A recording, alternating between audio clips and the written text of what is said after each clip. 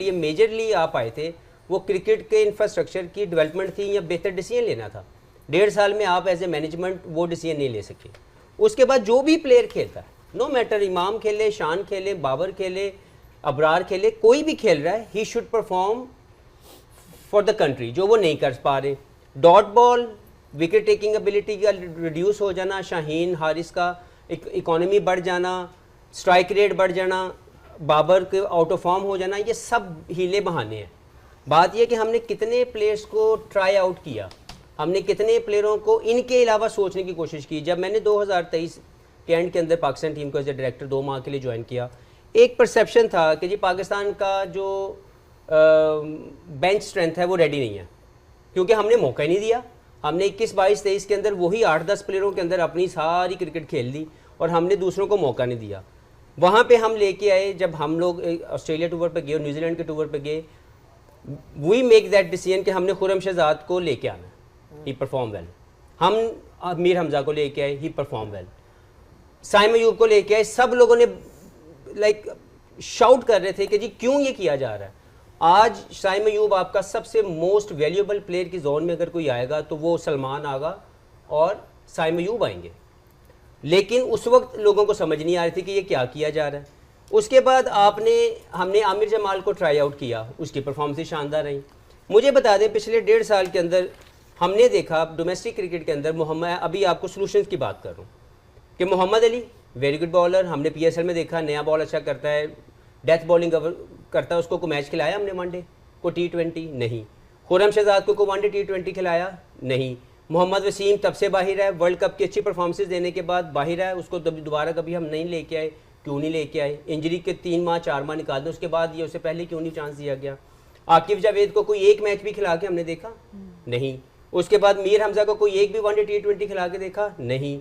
आमिर जमाल को 3 या 4 मैचों पे हमने डिसाइड कर लिया कि he is not a good allrounder. Faheem Ashraf जो 2 साल से नहीं खेला हुआ वो अच्छा ऑलराउंडर है। ये हमारी चॉइस है ना। अब्बास अफरीदी T20 खेलते हैं, सबसे ज़्यादा स्ट्राइक रेट उनका है, लाइक ज़्यादा सुना था कि कम स्ट्राइक रेट और विकेट टेकिंग एबिलिटी बहुत ज़्यादा। हमने उनके ऊपर कोई मजीद डेवलपमेंट के लिए कोई वनडे खिला के देखा नहीं। शान मसूद को हमने कोई वनडे खिला के देखा नहीं। अब्दुल्ला शफीक 3 मैचों में 4 मैचों में पहले 5 या 10 बॉलों पे आउट होते हैं, हमने उनको बाहर निकाल दिया ये कह के कि जी he is not a good, he is not in form. हालांकि उसको मजीद रन देना चाहिए या उसको बेंच पे रख के थोड़ा मजीद कॉन्फिडेंस देना चाहिए। हसीबुल्ला को हमने को वनडे खिला के देखा 1-2, उसके अलावा हमने उसकी ऑप्शन ही नहीं एक्सप्लोर की। तैयब ताहिर, उमर अमीन एक बेहतरीन क्रिकेटर हैं। अगर आप डोमेस्टिक में चले जाएँ तो उमर अमीन सबसे ज़्यादा कंट्रोल्ड क्रिकेट खेल रहा है, अपनी लाइफ के बेहतरीन पर्पल पैच में है, जो हर कंडीशन के अंदर स्कोर करना जानता है।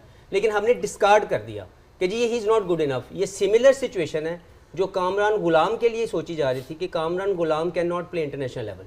जब लाया गया पहले मैच में डेब्यू के अंदर 100 कर देता। तो देखना ये है कि हमने इन प्लेयर्स को जिनके मैंने नाम लिए हैं, हमने कभी चांस भी नहीं दिया उस लेवल का कि वो इन लोगों को रिप्लेस कर सकें, क्योंकि ये जो रिजल्ट्स हैं जो 3 लगातार फर्स्ट मैनेजरियल फेलियर और उसके साथ जो प्लेयर भी खेल रहा है, देखिए आपके जो प्लेयर खेल रहे हैं जिसमें डॉट बॉल है, जिसमें हम फर्स्ट राउंड के एग्जिट ले रहे हैं, मोस्टली वही प्लेयर हैं। 5 मैनेजमेंट्स बदली हैं। तो इट्स अ टाइम कि हम लोग अपने उन प्लेयरों को भी थोड़ा सा आईना दिखाएं, उनके किसी एक फॉर्मेट में उनको साथ लेके चलें जिसमें मैनेजमेंट को लगता है कि वो अच्छा परफॉर्म कर सकते हैं, और फिर ये जो मैंने 10-12 प्लेयर आपको गिनवाए हैं, इनमें से प्लेयरों को चांस दिया जाए। मेरा एक सवाल है आपसे, वो ये है कि आप कह रहे हैं कि ये प्लेयर्स ठीक है, आप मुझे बताएं कि जो कप्तान बनता है उसका काम नहीं इनके लिए बोलना। बिल्कुल उसका काम है। नहीं मतलब कप्तान का काम नहीं है बोलना। कप्तान क्यों नहीं बोल रहा है? बेशक ना हो, नहीं लेनी चाहिए अगर नहीं है तो। नहीं अगर उनकी सेहत होती है, से होगी, ऐसे हो ही नहीं सकता। अच्छा तुम भी उदाहरण बताओ दोबारा क्या था? बिल्कुल, लेकिन फाइनल डिसीजन सिलेक्टर उनका था, लेकिन इनपुट देते थे। इनपुट देनी है आपने, देखें आपने अंदर टीम लड़ानी है। मुझे इनके दौर का नहीं पता। मैंने 2012 से 2014 में कप्तानी की है पाकिस्तान की। I was the one who was taking all the decision. Yes, there was a lot of discussion with the selector, there was a lot of discussion with the senior players, लेकिन जो टीम मुझे चाहिए होती थी मैं वो लेके जाता था। फेलियर या success, I used to raise my hand up. मुझे नहीं पता उसके बाद बहुत सी चीजें बदली, कप्तानों ने अपनी जिम्मेदारियां। मेरा ख्याल सजेशन सिलेक्शन कमेटी को देनी चाहिए, आखिरी फैसला कप्तानों करना चाहिए। ये नहीं होना चाहिए कप्तान फैसला तो सुन रहा है जी कि मैं उनके मैंने अपने दौर में अपने आखिरी कैरियर में सबसे ज्यादा पावरफुल कप्तान बाबर आजम देखा, जिसको बहुत अथॉरिटी और बहुत सपोर्ट किया गया, लेकिन समहाउ वो भी वो परफॉर्मेंसेस नहीं दे सका। लेकिन सर्टन प्लेयर्स के लिए उसके पास अथॉरिटी थी, लेकिन कुछ प्लेयर्स के लिए उसके पास अथॉरिटी नहीं थी, वो चेयरमैन के ये मैं पास नहीं थी। जानता। वो खैर चले छोड़े, लंबी डिबेट हो जाएगी। हाँ, क्योंकि And he's not a powerful guy. अभी इन्होंने बात की सारी आईसीसी इवेंट्स की बात की, डिफरेंट बात की, इवन टेस्ट मैचेस में भी यही रहा है। आई थिंक अगर मैं गलत नहीं हूँ, 9वें नंबर पे भाई। 8 में से 7 सीरीज एट होम हमने हारी हैं, 1 ड्रॉ की थी। बट वही सवाल है कि कैप्टन का कितना से और होना चाहिए। एक सेकंड क्लियर कर दूं मैं, जी ये ना समझेंगे इन वाले चेयरमैन साहब की बात हो रही है, इन वाले चेयरमैन साहब की बात नहीं हो रही। जब बाबर पहले कैप्टन बना हुआ था, जब उसके टाइम पे जो चेयरमैन थे, ये उनकी बात हो रही।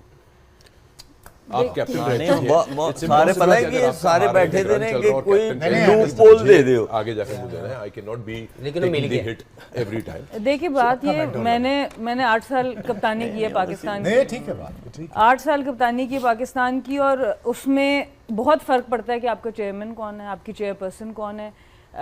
मेजॉरिटी जिस 5 साल में हमने पीक किया, जिसमें 2 दफ़ा इंडिया को हराया, 2 गोल्ड मेडल्स हासिल किए, उसमें बहुत हद तक बुशरा एतजाज़ हमारी चेयरपर्सन थी और बहुत अप्रोचेबल थी वो, और चेयरमैन जितने रहे उन्होंने भी सपोर्ट किया। फिर ऐसा टाइम भी आया जहाँ सिलेक्शन की जो सारी पावर थी वो सिलेक्टर्स के पास जानी शुरू हो गई। तो मैं आई थिंक मैं शोएब भाई की बात से बिल्कुल एग्री करती हूँ, ये कप्तान का गेम है क्रिकेट, ये फुटबॉल नहीं है। अगर आप कप्तान को एम्पावर नहीं कर सकते तो वो टीम को लड़ाएगा नहीं। तो एक तो हमारे आई थिंक बहुत डिटेल में सबने बता दिया कि पाकिस्तान के स्ट्रक्चर्स में क्या प्रॉब्लम है, पर आईसीसी इवेंट के फर्स्ट राउंड से बाहर होने की एक बहुत बड़ी वजह ये है कि cricket is becoming a global game.